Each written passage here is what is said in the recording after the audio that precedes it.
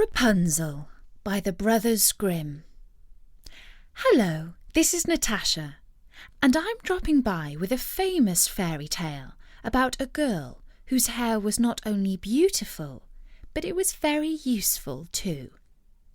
It was so long that a prince could use it as a ladder to climb up to her in her tower. The story is called Rapunzel. There was once a man and a woman who had long wished for a child, but without any luck. At last the woman hoped that God was about to grant her desire. They had a little window at the back of their house, from which a splendid garden could be seen, which was full of the most beautiful flowers and herbs. It was, however, surrounded by a high wall, and no one dared go into it because it belonged to an enchantress who had great power and was dreaded by all the world. One day the woman was standing by this window and looking down into the garden when she saw a bed which was planted with the most beautiful plant called Rapunzel, and it looked so fresh and green that she longed for it. She quite pined away and began to look pale and miserable. Then her husband was alarmed and asked, "What troubles you, dear wife?" "Ah," she replied, "if I can't eat some of the Rapunzel, which is in the garden behind our house, I shall die." The man who loved her thought, "Sooner than let your wife die, better bring her some of the Rapunzel, let it cost you what it will." When it was getting dark, he clambered down over the wall into the garden of the enchantress, hastily clutched a handful of the Rapunzel plant and took it to his wife. She at once made herself a salad of it and ate it greedily. It tasted so good to her, so very good, that the next day she longed for it 3 times as much as before. If he was to have any rest, her husband must once more descend into the garden. In the gloom of the evening, therefore, he let himself down again. But when he had clambered down the wall, he was struck with terror, for he saw the enchantress standing before him. "How can you dare," said she with an angry look, "climb down into my garden and steal my Rapunzel like a thief? You shall suffer for it." "Ah," answered he, "let mercy take the place of justice. I only made up my mind to do it out of necessity. My wife saw your Rapunzel from the window and felt such a longing for it that she would have died if she had not got some to eat." Then the enchantress allowed her anger to be softened and said to him, "If you speak the truth, I will allow you to take away with you as much Rapunzel as you will. Only I make one condition. You must give me the child which your wife will bring into the world. It will be treated well, and I will care for it like a mother." The man, in his terror, agreed to everything.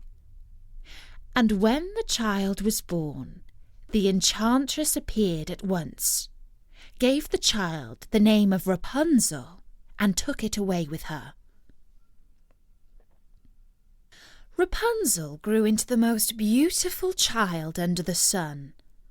When she was 12 years old, the enchantress shut her into a tower, which lay in a forest, and it had neither stairs nor doors, but right at the top was a little window. When the enchantress wanted to go in, she placed herself beneath it and cried, "Rapunzel, Rapunzel, let down your hair for me."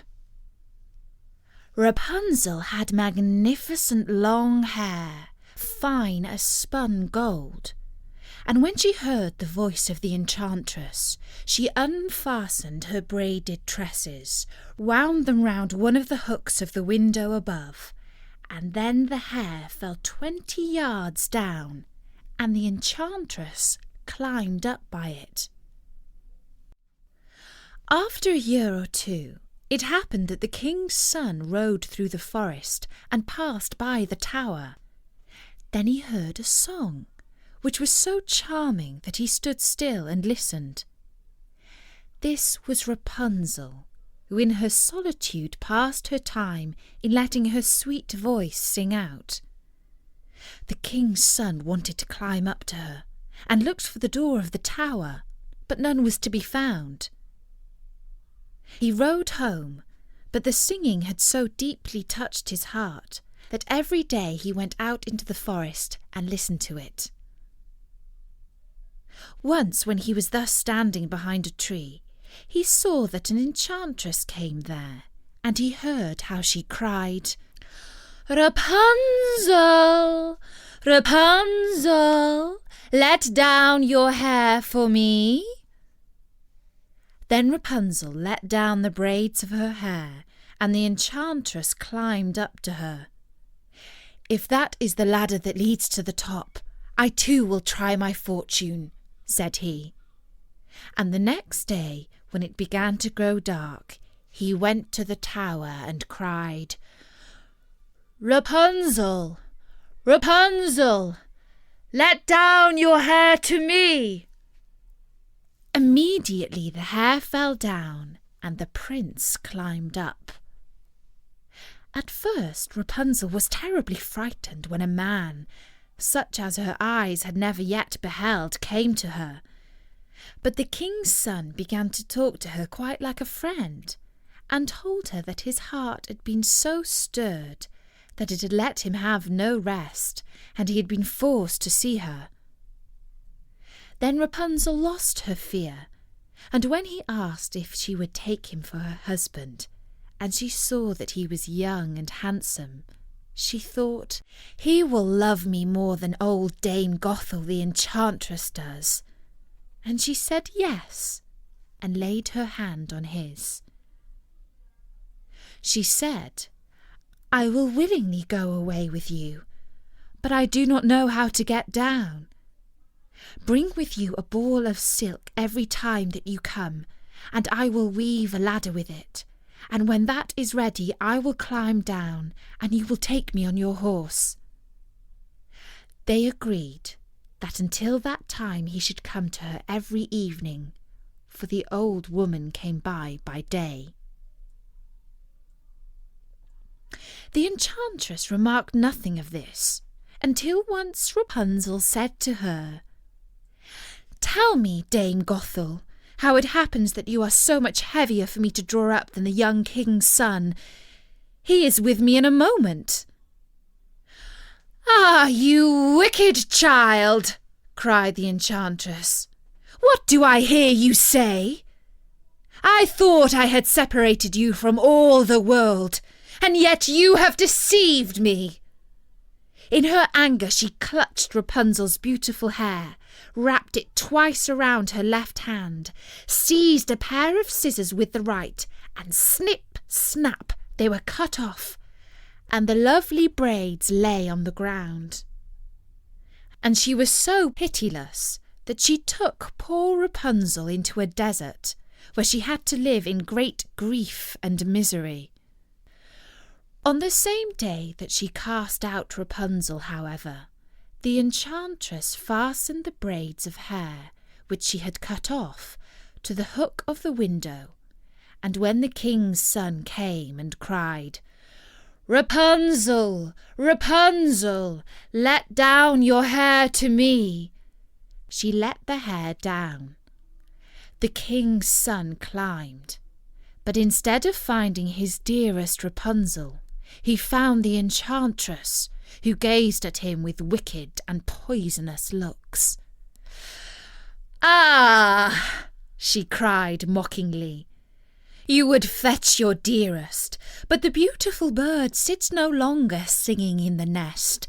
The cat has got it, and will scratch out your eyes as well.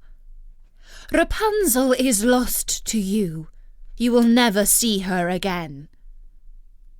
The king's son was beside himself with pain, and in his despair he leapt down from the tower. He escaped with his life, but the thorns into which he fell pierced his eyes. Then he wandered quite blind about the forest, ate nothing but roots and berries, and did naught but weep over the loss of his dearest wife. Thus he roamed about in misery for some years, and at last came to the desert where Rapunzel, with the twins to which she had given birth, a boy and a girl, lived in wretchedness. He heard a voice, and it seemed so familiar to him that he went towards it. 2 of her tears wetted his eyes, and they grew clear again, and he could see with them as he did before. He led her to his kingdom, where he was joyfully received, and they lived for a long time afterwards, happy and contented. And that was the story of Rapunzel by the Brothers Grimm. Anytime you have a spare moment, drop by at storynori.com, where you will find loads more stories. We have famous stories which you might have heard before, but I hope you'll enjoy listening to them again. And we have lots of new stories too. So come by and listen. Until then, from me, Natasha, bye-bye!